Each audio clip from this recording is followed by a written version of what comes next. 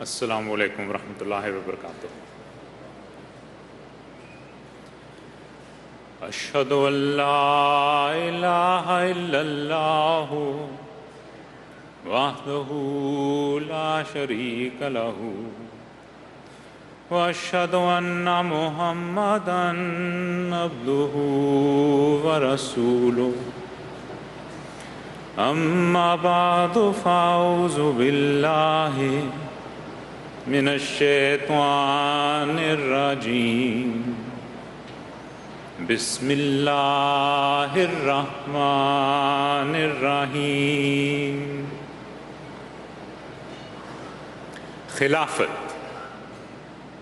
To those outside of the blessed fold of Jama'at Ahmadiyya is a word that conjures images of medieval kingship, modern-day theocratic cruelty, or the dreams of a lost era of Islamic empire. For the followers of the promised Messiah and Mahdi, alayhi salam, Khilafat is the fulfillment of a grand divine promise and the only means of true spiritual leadership and everlasting peace. When we look around at the world of Islam today, we see a vacuum of leadership and a yearning for direction amongst many Muslims. Only amongst Ahmadi Muslims do we see a sense of peace that comes from knowing that Allah Almighty is directing our affairs through His chosen Khalifa.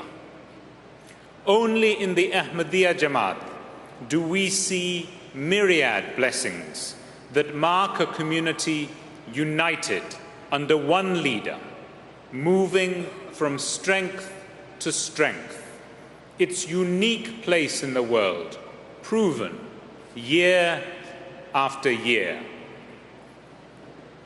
To truly demonstrate how Khilafat is a unique and divinely bestowed hallmark of Jama'at Ahmadiyya, first let us turn to a fuller understanding of the concept of Khilafat and its importance and significance. The Holy Quran uses the term Khalifa in three linked and weighty senses.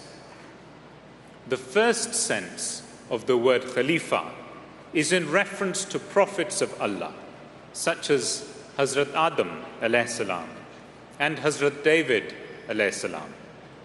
They are each described as Khalifa, that is, vicegerent or representative of Allah. In Surah Al-Baqarah, Allah addresses the angels with the words, "I am about to place a vicegerent in the earth." And in reference to Hazrat David, Allah says, "O David, we have made thee a vicegerent in the earth." From this, we understand that the Khalifa is a representative of Allah Almighty on the earth, someone sent to guide and shepherd, remind, teach, and with love admonish the believer towards good works. In its second sense, Khalifa refers to prophets who are successors of other greater prophets, and it is in this sense that Hazrat Jesus and other Israelite prophets were the Khulafa of Hazrat Moses. About them, the Quran says, "We have sent down the Torah, wherein was guidance and light. By it did the prophets who were obedient to us judge for the Jews, as did the godly people and those learned in the law, for they were required to preserve the book of Allah, and because they were guardians over it. Therefore fear not men, but fear me, and barter not my signs for a paltry price. And whoso judges not by that which Allah has sent down, these it is who are the disbelievers.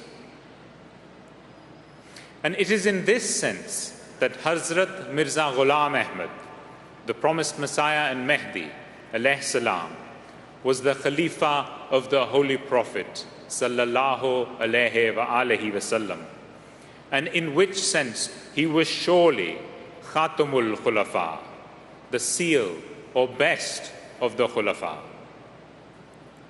The final meaning of Khalifa refers to the Khulafa of a prophet who are successors of a prophet, but not themselves prophets, which is to say, the Khulafai Rashideen after the Holy Prophet, sallallahu alayhi wa alihi wasallam, and the Khulafai Ahmadiyya after the promised Messiah, alayhi salam.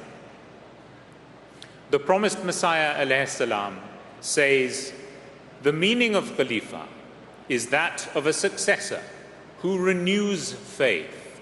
Those who come in place of prophets to dispel the darkness that spreads after their era are called Khalifas.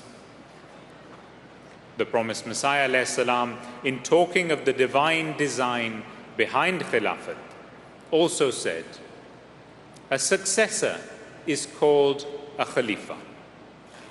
The successor of a prophet, in the real sense, can only be the one who has the excellences of a prophet on a shadow-like basis. In fact, a Khalifa is the shadow of a prophet.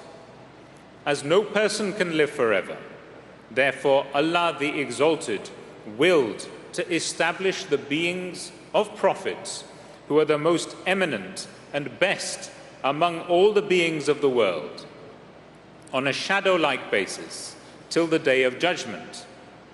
It is with this objective that Allah the Exalted chose Khilafat, so that the world may never and at no time be deprived of the blessings of prophethood.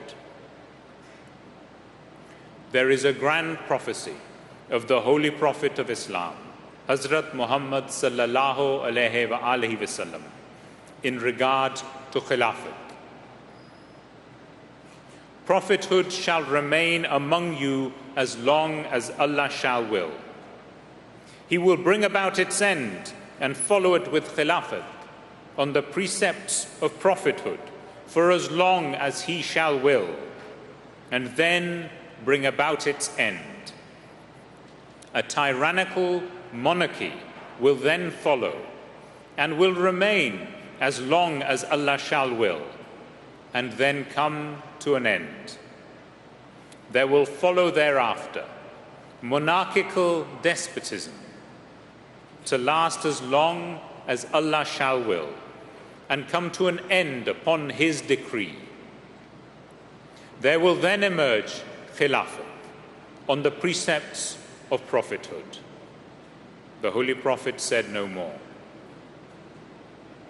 This hadith clearly charts what would become the changing historical reality of Khilafat, starting with the Khulafai Rashideen, who were the rightly guided Khulafa on the precepts of prophethood.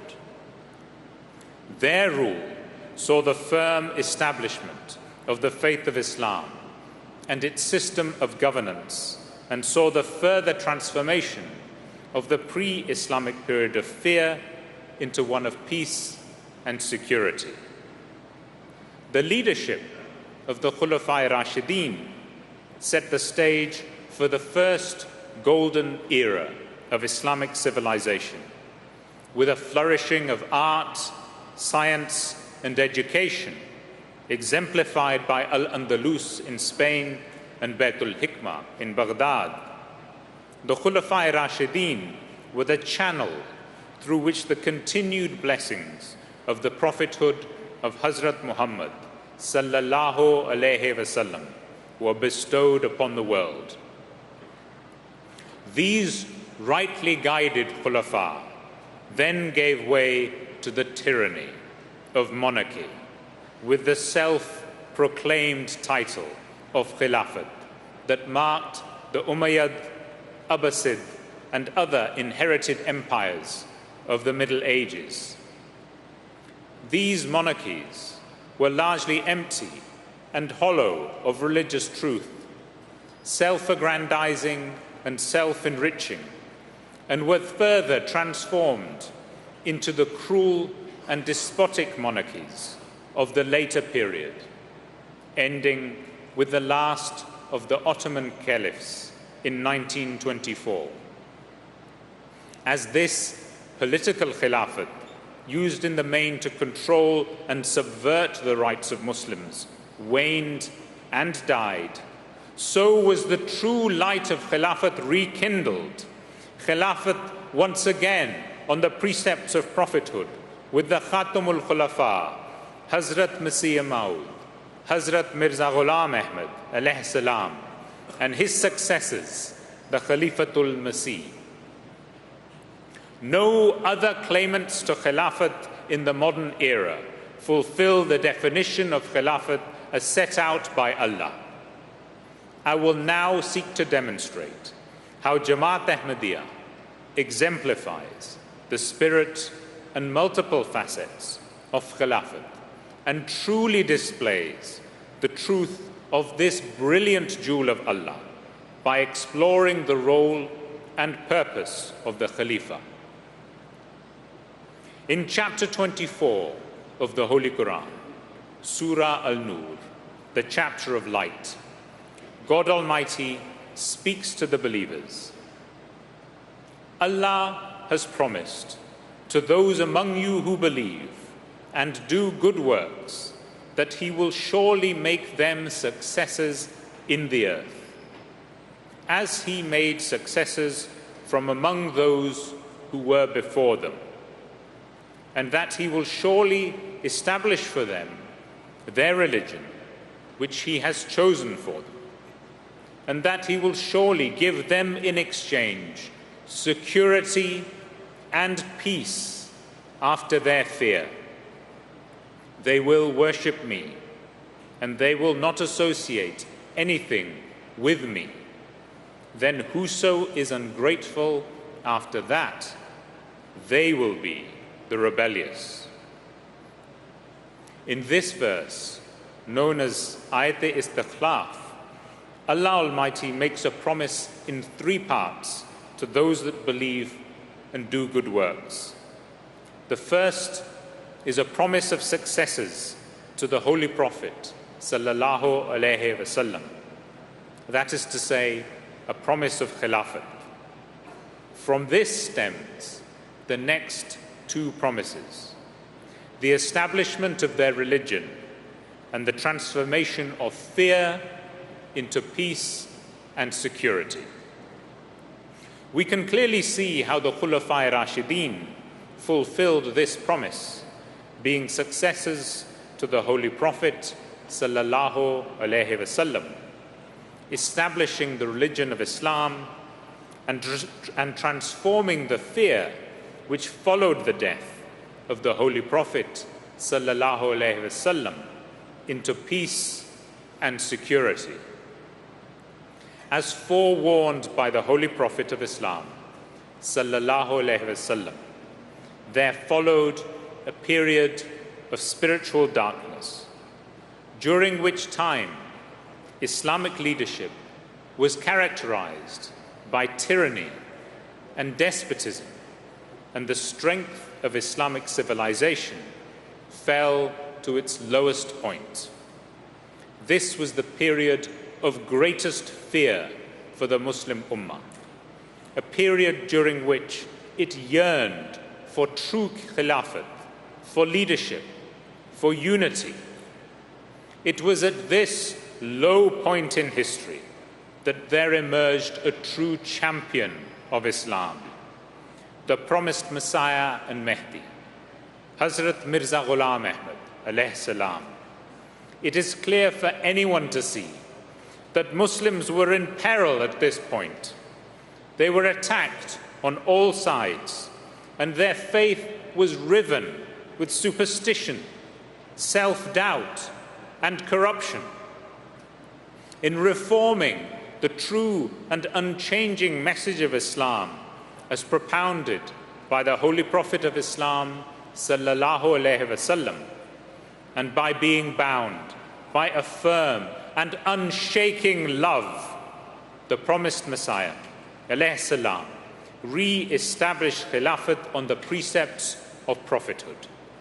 He established the faith of Islam once more firmly in the earth, attaining it from its metaphorical exile in the Pallades, and transformed that period of fear into one of peace and security for the faith of Islam.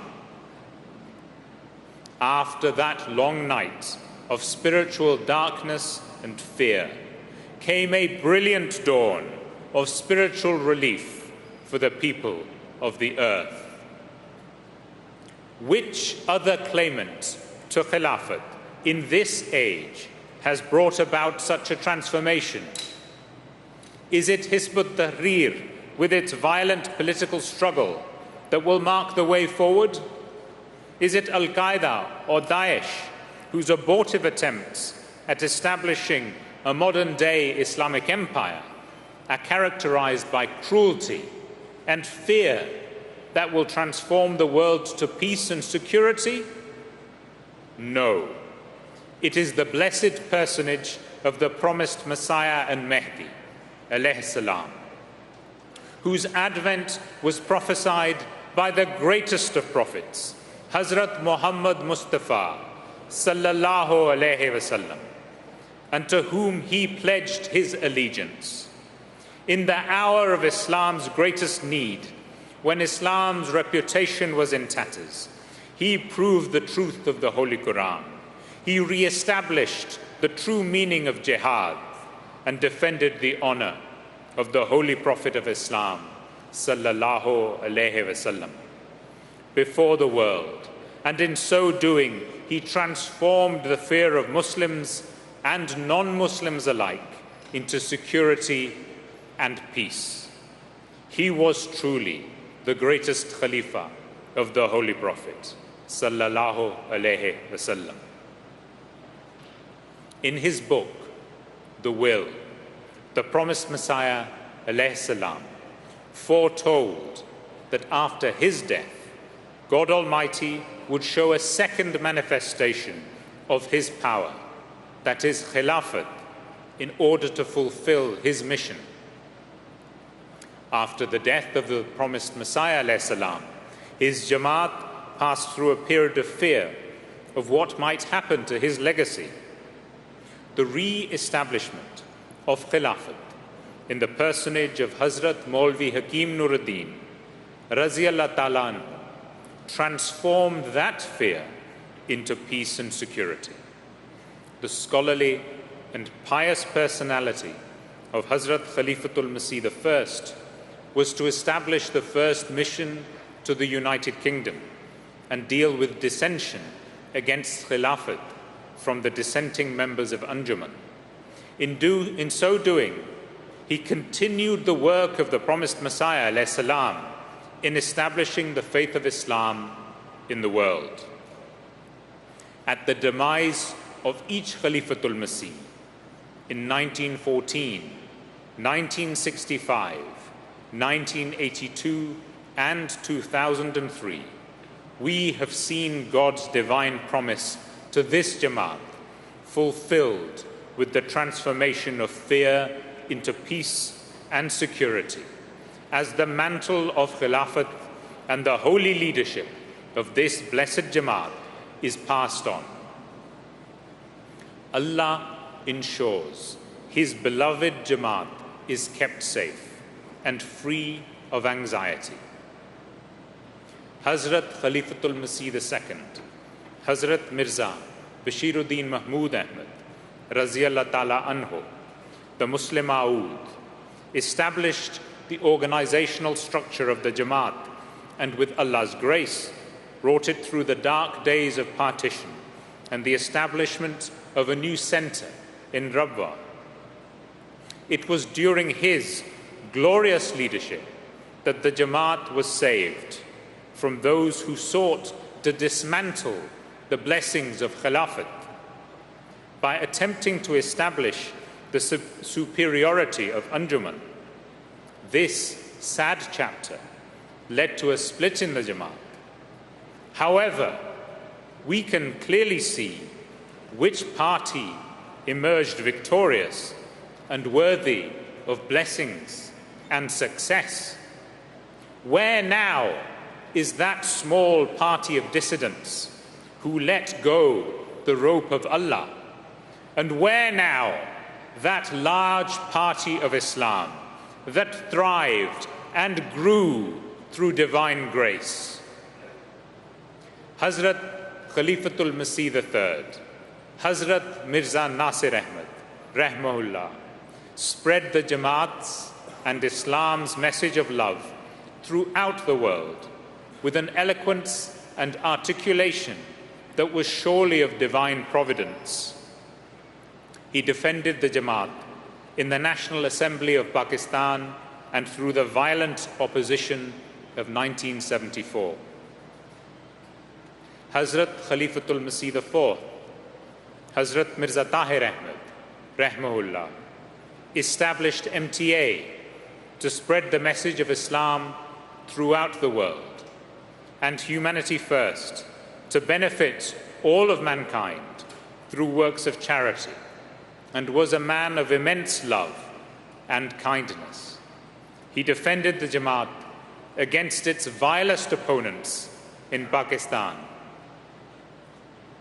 Our current beloved Huzur, Hazrat Khalifatul Masih V, Hazrat Mirza Masroor Ahmad, Ayyadullahu Ta'ala bin Nasr al-Aziz, has dedicated his life to the defense of Islam and the reputation of our beloved Master, the Holy Prophet Muhammad sallallahu alayhi wa alihi wasallam, and works tirelessly to defend the weakest in society and to promote international peace and justice.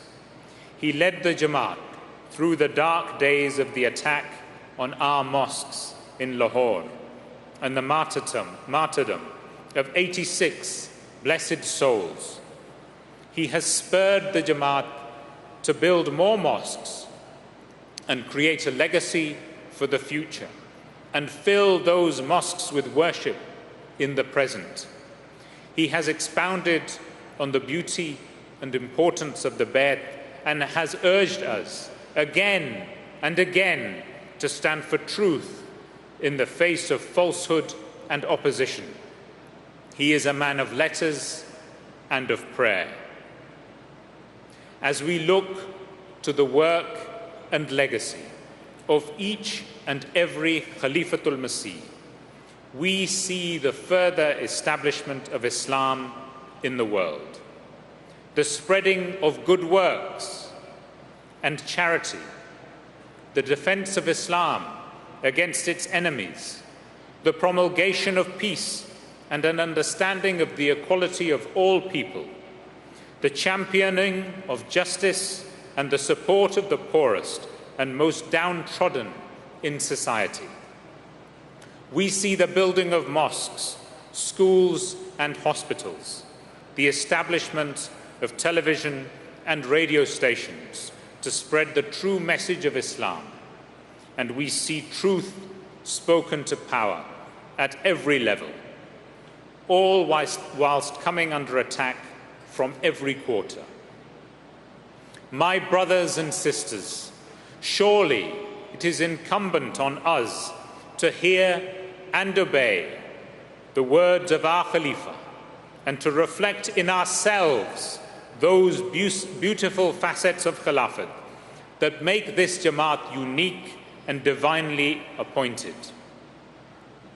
Under the blessed shelter of Khilafat, this Jama'at has blossomed and spread throughout the world. It is established in over 200 countries and amongst all the people of the world. This blessed Jama'at promotes piety, good works, and the equality of all nations. Under the unity of Khilafat Ahmadiyya, this Jama'at truly establishes the religion of Islam, and Khilafat Ahmadiyya uniquely creates peace and security from fear. My brothers and sisters, there is no doubt that as followers of the Masih, we are truly blessed to have heard and to have accepted the truth of Islam and Ahmadiyyat, to have the opportunity to serve this Jama'at and give obedience to Khilafat, to be blessed with the magnificent shelter of Khilafat Ahmadiyyat is surely of Allah's grace and mercy.